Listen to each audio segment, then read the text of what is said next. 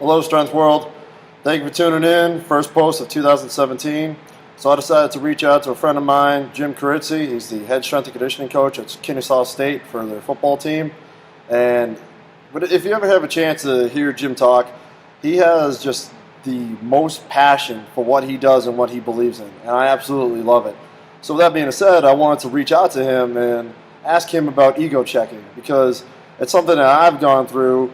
I think every strength and conditioning professional has gone through, and that's having a perfect plan that you think is going to just work 100%, and something's going to come up, something's going to change, and you're going to have to push your ego aside to make sure you're giving the best possible coaching abilities to these athletes to make sure they have the best possible outcome.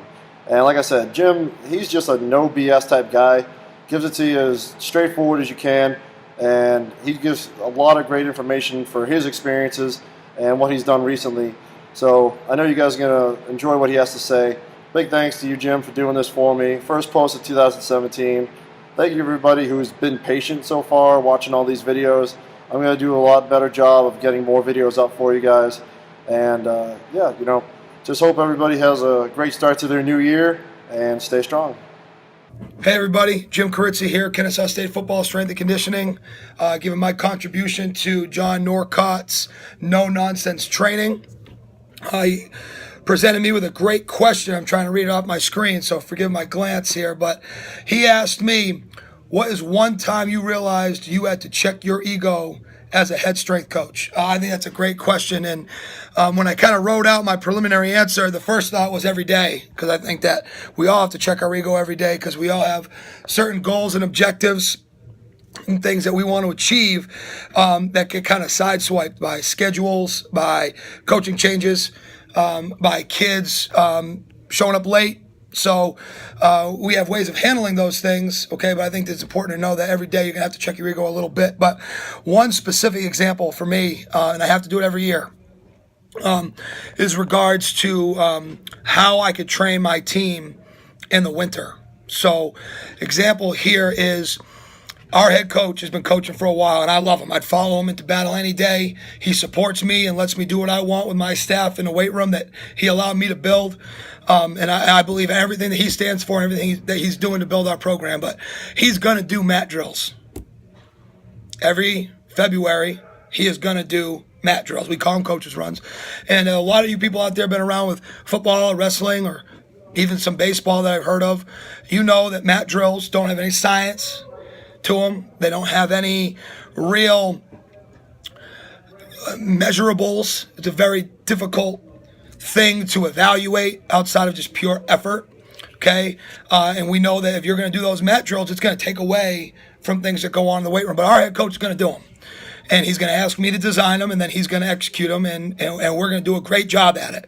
So even though I realize that cuts my winter in half, right? We train in January, we train in February, and we have spring ball in March. I go from having complete control of the weight room for 8 weeks to only having it for 4 weeks. And I got to drop my ego because he's my boss. I believe in him, and it's his program, it's his vision. So I'm going to do what he wants to do, which means I need to do a great job. My staff needs to do a great job of making adjustments. So even though I might want to say, Coach, I think we can do something a little bit better from a long-term athletic development model. You know, we could do things that are a little bit more progressive, probably a little safer for the student athlete. And I could probably recommend those things. Say, hey, Coach, we're really trying to get stronger. We shouldn't be trying to grind these guys so hard a couple of days a week in February when we're trying to get big and strong. But I don't say those things because I know that he's got a purpose for what he's doing. He believes in it very much. So I'm going to do my part as his strength coach, part of his support staff, and I'm going to design my weight room program built around that to make sure it keeps our kids safe, healthy, and maximize whatever we can get. And I do believe there's a lot of merit coming out of mat drill. So I don't want anybody thinking that I'm that coach that's so new and science and techie that you can't get anything out of being pushed to your limits a couple times a week. I believe in it. But the past 2 years, and I've only been with him for 2 years now, our program has been, I've over-programmed. My first year, I thought we were going to do cluster triples on Fridays after coaches runs. I had to change it, right? Last year, I thought that we were going to do some aggressive squatting on Friday again. Not the same, I'd already reduced, but realized we couldn't do it because we keep pushing our kids harder and harder on coach. So I got to drop my ego and understand it's not all about me. It's not all about my plan. It's about Coach Bohannon's plan, right? And it's getting his guys ready the way he believes in it. Because he's going to let me do my job in the summer. He's going to let me do whatever I want in the weight room. But I need to make sure that I drop my ego and make my changes, right, around what he wants to do. And I'm willing to do that because he's my boss. He pays me, and I believe in him and his experience and his vision for the program. So I think it's a great question. I think it's something that we should all think about. I think we should all consider, okay, and we should also be willing to do if we want to be successful as strength coaches, because I believe, it's our job to support our head coaches to help them achieve what they want to achieve. But great question. Think about it yourselves. I appreciate you getting me involved in this. No nonsense. Keep following it. He does a great job. Over and out.